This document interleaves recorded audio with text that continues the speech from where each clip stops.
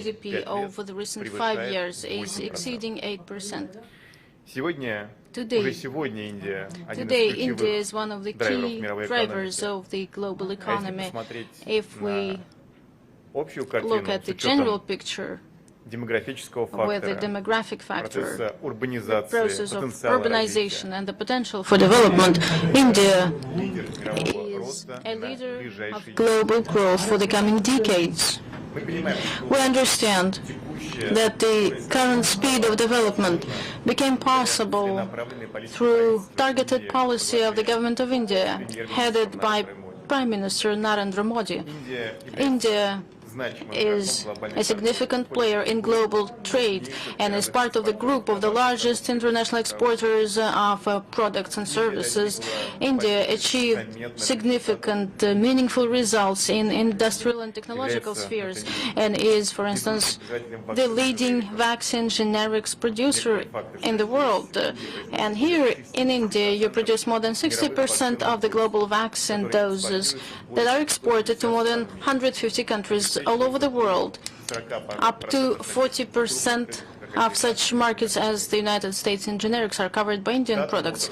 Tata Motors managed to successfully recover a non-profitable Jaguar Western car brand. Mahindra and Bajaj are also ensuring the leadership positions of India in the motor vehicles of India. TCS, Fasis, Wipro are global leaders of outsourcing of IT services, servicing the leading banks and companies all over the world.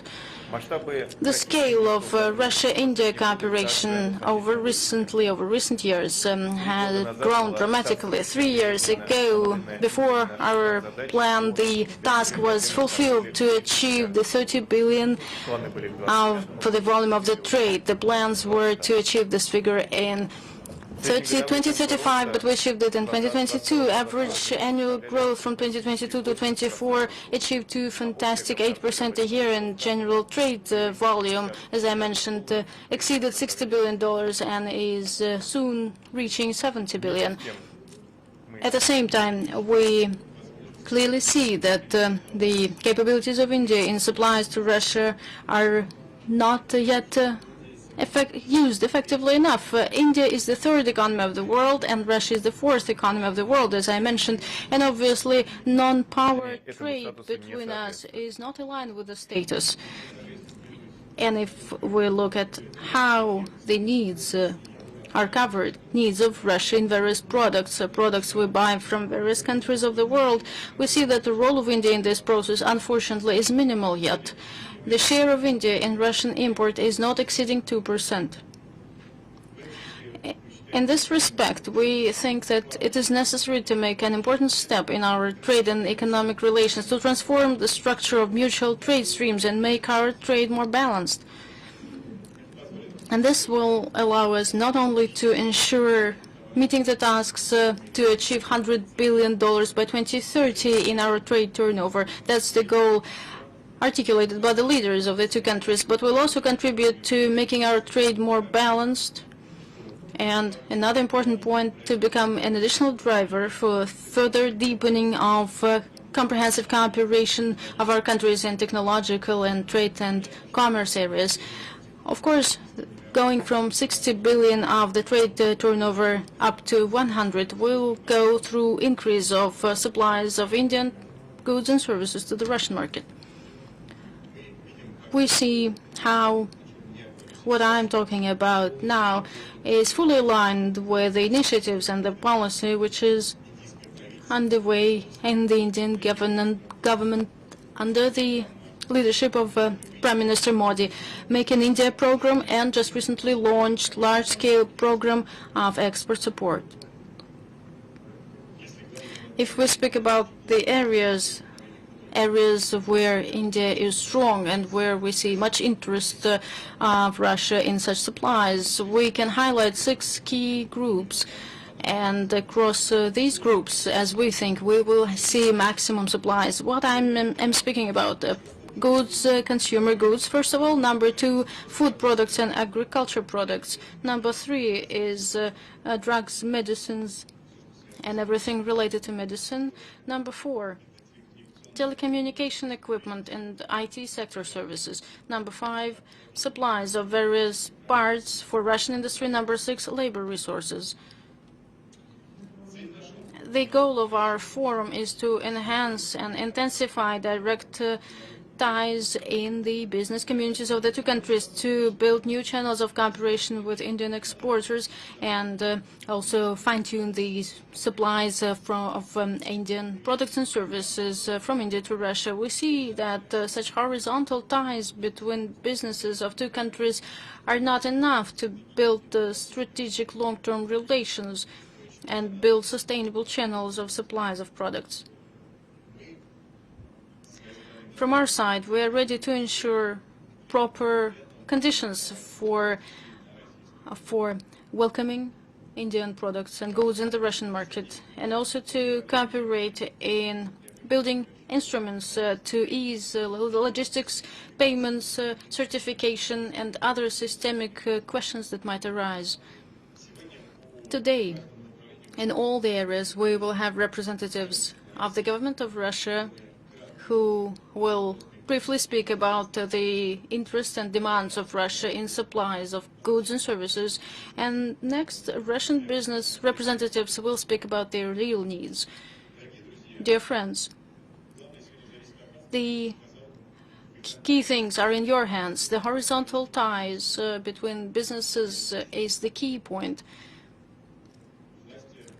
Authorities, governments of the two countries will create conditions so that this trade is underway, but without ties on the level of companies, suppliers, and consumers and buyers, we will not see any trade streams between the two countries. I'm sure that today's forum will be very useful and valuable. The ties will be set and the contacts will develop, and step by step we will go to practical agreements. And I'm sure that after today's forum, we will have next events. And I'm sure that the next stage might be arranging in Russia next year a specialized exhibition trade fair of Indian export goods, products and services for the Russian market. We will make the second step so that business ties get stronger every day. I wish all of us successful work. Thank you very much for your attention.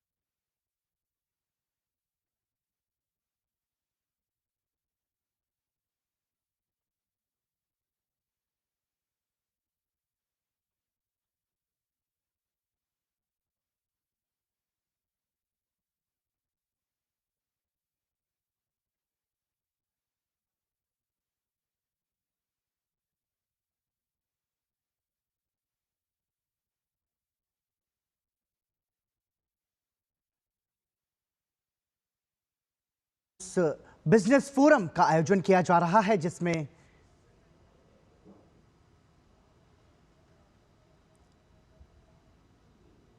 Then His Excellency Mr. Maxim Oreshkin, the Deputy Chief of Staff of the Presidential Executive Office of the Russian Federation, Honorable Ministers, Excellencies, distinguished guests, friends from Russia and India, friends from the media, ladies and gentlemen. I join my friend Anant in extending a very warm welcome to you, Excellency, and to all the distinguished guests from Russia and India who have joined us at the India-Russia Business Forum. I really think we needed a larger room because the depth, the breadth, the size, the scale, and the strength of the partnership between Russia and India is so deep, enduring, and strong that possibly this room cannot fit that and cannot accommodate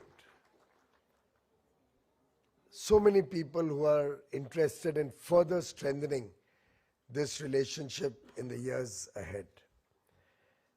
In fact, our relationship, honored as a special and privileged strategic partnership, is time-tested, is resilient. And these are not mere words. This relationship has stood as a testament to decades of unwavering solidarity, enduring the many uncertainties of a changing world, tested through years and years of friendship, standing strongly with each other for the best interests of our people, our economies, and our country. As His Excellency Mr. Oreshkin at the recent G20 summit in South Africa mentioned, and I quote, "Today, the world is facing three crises: crisis of openness, crisis of institutions, and crisis of development model." In this regard, if one looks at the India story, it stands as an oasis in the desert, a reliable, trusted, and forward-looking partner, friend to all, working with countries around the world to open borders, to expand trade, create the framework conditions to grow economic partnerships, strengthening its institutions, regulatory processes, our democratic institutions, the rule of law that the judicial process offers, and also working on a developmental model which has at its core inclusive and sustainable growth, which is focused on the welfare of 1.4 billion Indians, which has strengthened our economy, our fundamentals of our economy, and which has on the twin pillars of huge investments in infrastructure and encouraging consumer spending, become one of the fastest growing large economies in the world. And we expect this in the next 2 or 3 decades to continue as we grow from a $4 trillion economy today to a $35 trillion economy over the next 22 years by 2047, when we celebrate 100 years of independence. Friends, despite all the global headwinds, India and our economy has demonstrated tremendous ability to withstand headwinds, shock, challenges. From a fragile 5 economy barely 11 years ago, we are today amongst the top 5 economies, soon to become the world's 3rd largest GDP. We have navigated the pandemic, we have navigated geopolitical tensions, supply shocks, and are recognized the world over today as a beacon of hope, as an engine of economic growth. Our inflation is very much under control. In fact, last month it was as low as 0.25% at the consumer price index level. We expect the current year to be around 2.5%. in terms of inflation. All estimates of growth, which have kept changing over the last few months, are being proven wrong. The economy grew 7.8% in first quarter, grew 8.2% in the second quarter ended September. And now I was just reading earlier in the morning that rating agencies are now changing all the estimates of current year's growth, and have finally acknowledged and recognized that it will be upward of 7%.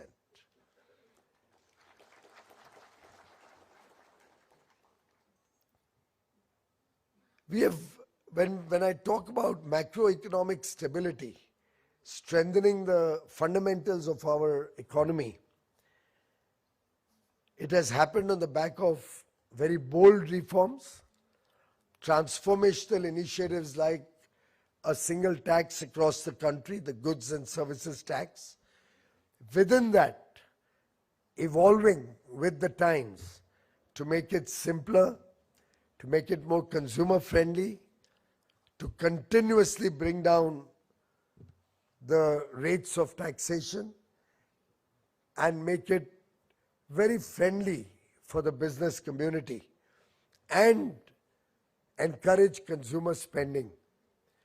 At the same time, our new labor codes have brought 29 laws into 4 labor codes, focusing largely on a better deal for our workmen, better salaries, higher national minimum wages, more safety against occupational hazards, a social security net for all, including gig workers and contract workers. All in all, creating the right conditions for good employment opportunities for our young men and women. As you may all be aware, we sport a very young population. The average age is around 28.5 years, and we are expected to continue to be young for the next 3 decades. We have also focused on decriminalization of many laws where small misdemeanors could cause a lot of problems for businesses. We focused on removing obsolete laws, shedding the colonial mindset that we had inherited in 1947, reducing compliance burden, making processes and procedures simpler, collectively in the direction of ease of doing business and ease of living for every single citizen or resident living in India. Our Prime Minister, Shri Narendra Modi, recognized the world over as one of the most popular leaders, political personalities, a decisive leader who has led from the front, had captured the very soul of our relationship with Russia when he said, and I quote, "On hearing the word Russia, the first word that comes to the mind of every Indian is India's Sukh Dukh Ka Sathi." That part is in Hindi. India's Sukh Dukh Ka Sathi. And it translates to a companion, a friend in good times and bad times. A companion in happiness and a companion in sorrow. And Excellency, I can assure you, you can go to any part of India and you will hear the same bond of friendship between Russia and India. Of course, as was said earlier in the video, our film industry has also strengthened that bond. Right from the days of Mera Naam Joker and Raj Kapoor going to Russia with this film, a film which didn't do very well in India originally. But it's after the Russians started liking it, we all recognized that to be a very beautiful film. a personal favorite, if I may add.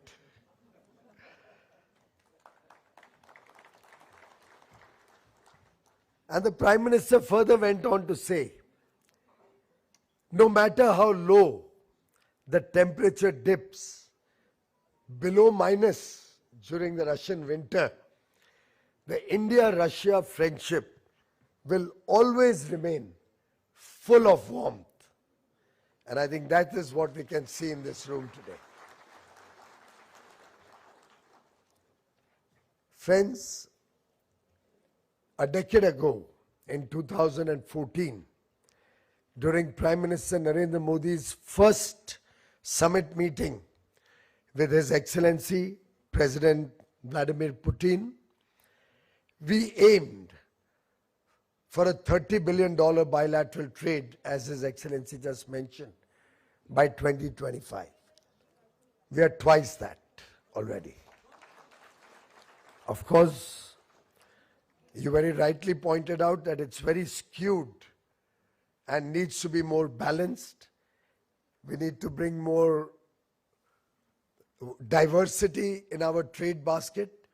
We need to make it more balanced inter, say, Russia and India. We need to add more variety. And there's so much to offer between both countries. There's so much that we believe we can take from Russia. There's such a large variety of offerings that 1.4 billion Indians from India have to offer to Russia, that the sky is the limit. And I think if we all work together, particularly our business community takes a leap of faith, I am very sure this untapped potential can be explored. The partnership will flourish. We'll address the trade imbalance in the near future, and we'll work collectively to eliminate, reduce, dilute the trade barriers, if any. We'll work to create the right conditions to open opportunities for business persons on both sides. And therefore, the theme of today's business forum, sell to Russia, and within that, balanced growth, shared growth, I think is extremely opportune, comes at a moment of time when it is very relevant. Russia has a huge demand for a wide range of industrial goods, consumer products, presenting multiple untapped opportunities for Indian businesses.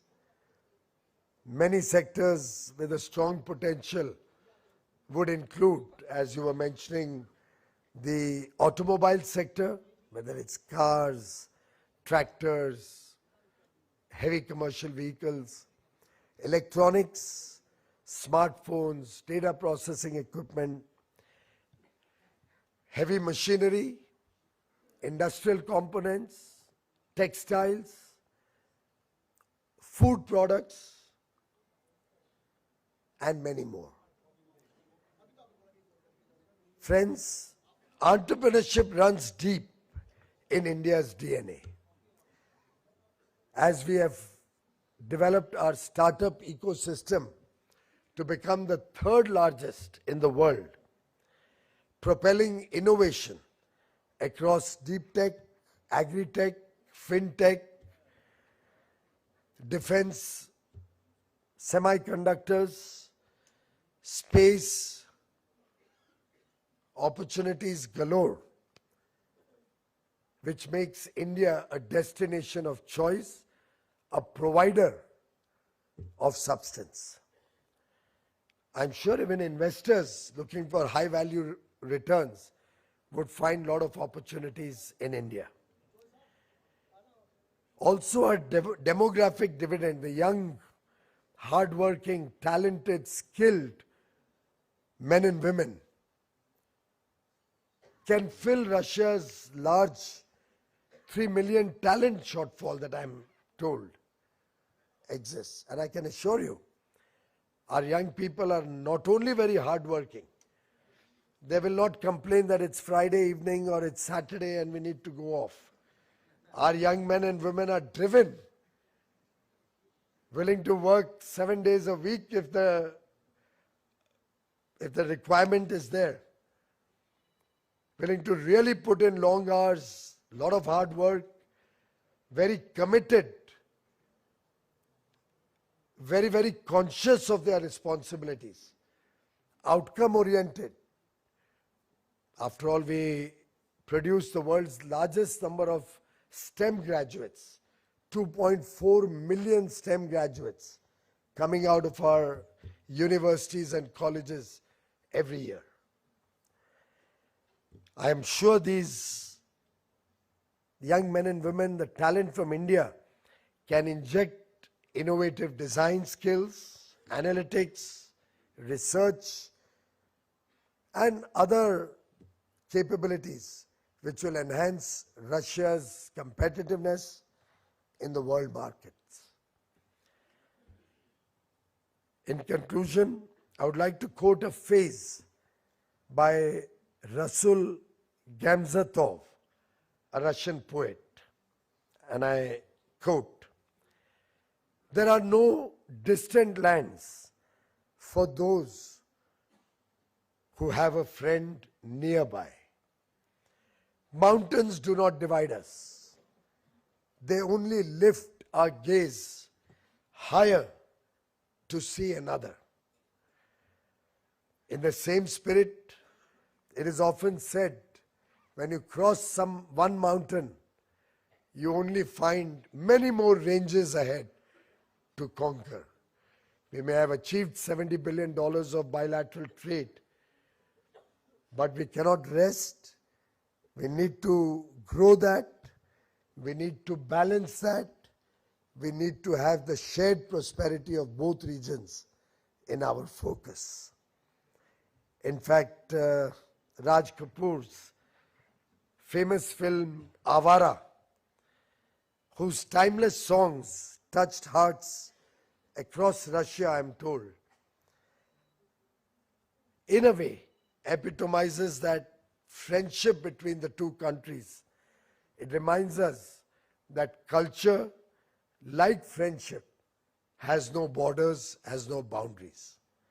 I am confident that today's deliberations will spark new collaborations and strengthen our partnership to greater heights, conquering greater challenges and achieving better results for the shared prosperity of India and Russia.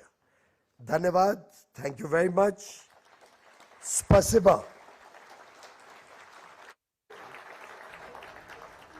Thank you, Honourable Minister, sir, for your inspiring address and for illuminating the path forward for India-Russia economic cooperation. Ladies and gentlemen,